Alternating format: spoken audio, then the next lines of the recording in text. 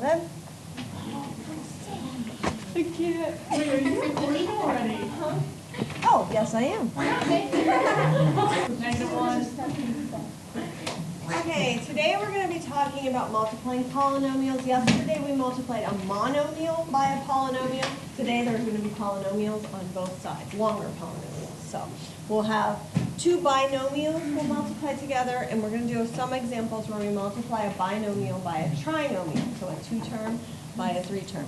I am going to show you 4 different ways of doing this, and you're going to try all the ways, and then you can pick your favorite, and that's what you'll go with. Distribution is the easiest one. Using a table, my students last year really liked using a table. That was the favorite way last year. FOIL is something that I think most algebra teachers teach a lot of FOIL because people use it as a verb. They say, oh, I'm going to FOIL that problem. So you'll see that. Vertical method, I don't like. I think the vertical method is confusing. However, my first period class today, that was the majority of what they preferred. They liked the vertical method. So each method is going to have different benefits. You don't have to get good at doing. I'm never going to say on a test to do this using FOIL. You can use whatever method you like. Okay, first method is distribution. So anytime we multiply binomials or trinomials or any kind of polynomial, we are distributing all the terms of the first to the second. So in this case, we have both binomials, so we're going to distribute each one of the terms in the first binomial to each of the terms in the second binomial. All of the methods that I'm going to show you involve using distribution. This is just kind of the basic. The other 3 are different ways of organizing the distribution. So I'm going to use a little color so you can see what I'm doing. I'm going to take the first term in the first equation and multiply by the first term in the second equation. And then I'm going to distribute it to the second term. So x times x is x squared. X times 8 is 8x. Okay, then I'm going to start with the second term, distribute it to the first term of the second polynomial, and to the second term. 6 times x is 6x. 6 times 8 is 48. Then I'm going to put it all together. So I'm going to combine my like terms. I end up with x squared plus 14x plus 48. Okay, I want you to try that for the second one. So I'm going to pause this for a minute.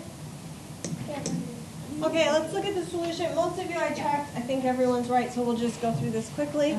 We have x times 2x, and x times 6 is 2x squared plus 6x. And then negative 5 times 2x, and negative 5 times 6, we have minus 10x minus 30. When we combine our like terms, we end up with 2x squared minus 4x minus 30. Is there anybody who doesn't understand how I got that? I'm pretty sure I checked it wrong. Okay, so that's distribution. Now we're going to talk about using a table. This was, as I said, the favorite for the students. It was actually my 6th period algebra class in particular liked this method last year. So we have x plus 1, 5x plus 9. We're just going to separate all the terms. The first binomial goes across the top, second binomial goes down the side. If we had a trinomial, we would have to have a table with 3 columns. So if we were doing a trinomial times a trinomial, we would have 3 columns. Then we just multiply the numbers that are across from one another in each square. So 5x times x is 5x squared. 5x times 1 is 5x. 9 times x is 9x. And 9 times 1 is 9. Then our like terms end up being in the middle. So we have 5x squared plus 14x plus 9. Okay, the next slide has one for you to try, so I'm going to pause the recording. Okay, most of you are doing well with this, so let's just take a quick look at the solution. 7x minus 1, make sure you keep the sign with what it goes with, and 2x plus 5. 2x times 7x is 14x squared. 2x times negative 1 is negative 2x. 5 times 7x is 35x. And 5 times negative 1 is negative 5. Combining like terms, we get 14x squared plus 33x minus 5. Okay, now we're going to look at FOIL. You're still distributing when you do FOIL, you just do it in a slightly different order. It's just a little acronym to help you remember whether or not you've distributed all of your terms.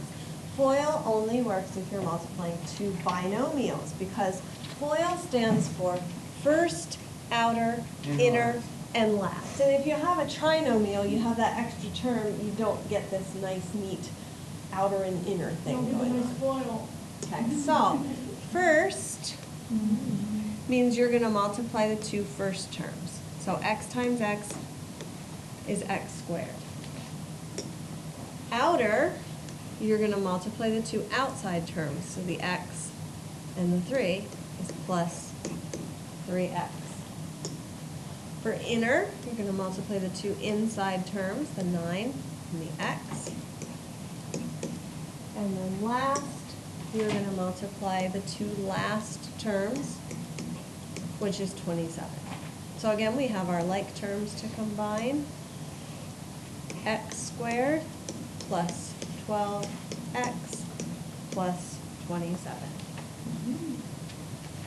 Okay, this one I'm going to have you guys help me with. I'm not going to give you time to do this on your own. Rebecca, do my first terms. What do I get?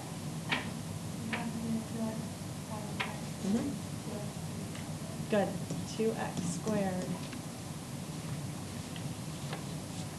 Carly, outer terms.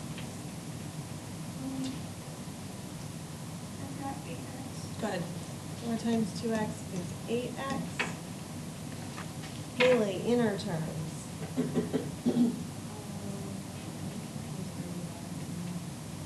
We want the inside terms here. Negative 3x, good. And then last terms, Hope.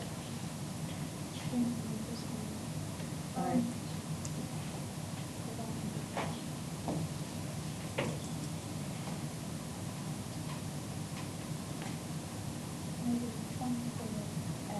No, negative 3 times 4. 12, negative 12. Negative 12, good. Okay, now combining like terms, we end up with 2x squared plus 5x minus 12. Hey, any questions about FOIL? No. What do you do?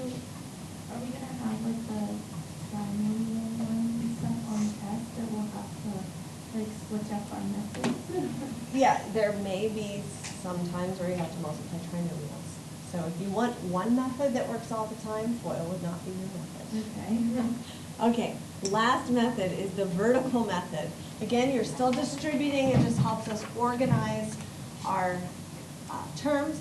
The vertical method is similar to how you multiply large numbers without a calculator. So if you were to do 45 times 12, you first do your ones column. Remember, you go 2 times 5 is 10, 2 times 4 is 8 plus 1 is 9. Then you move over and you do your tens. 1 times 5 is 5, and you write it underneath the tens column from before. And 1 times 4 is 4, and then you would add all that up. Okay? So this is kind of like that. We're going to take 2x plus 4 times, I'm going to use a really big x so that it doesn't look like an x, times x plus 5. So first you multiply your second term. 5 times 4 is 20. There's no carrying though, you just multiply it. 5 times 4 is 20, you write down 20. 5 times 2x is 10x, so we have 10x plus 20. Then I go to my next term. X times 4 is 4x. We write that underneath the other x term, so underneath the 10. And x times 2x is 2x squared. So we have 2x squared plus 4x. The advantage to doing it this way is all of your like terms get lined up in nice neat columns, so it makes it easy to add them. 10x plus 4x is 14x.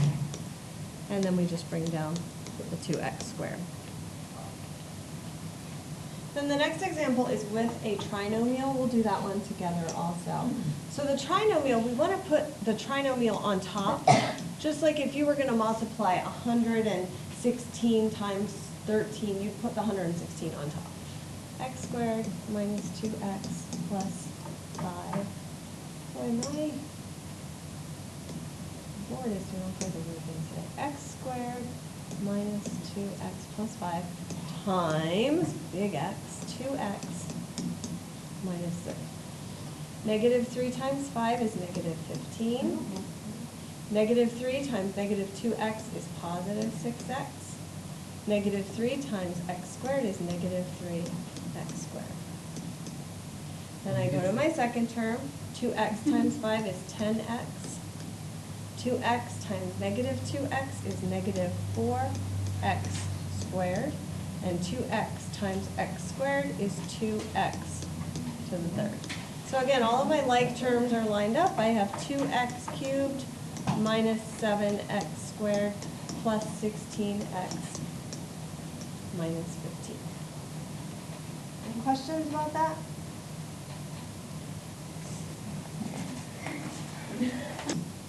Okay, your homework is not what it says on here, so we need to make some changes.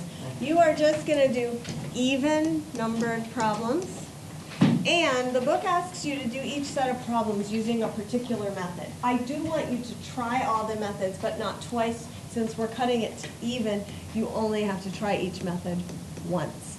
And then you can do all the rest of the problems using whatever method you like best. So you can take your pick, but you might not know that something's your favorite until you try it. Maybe once you do learn, so you might like it. Who knows? Okay, any questions about the assignment? Do I have to do my homework at work? Yes. No.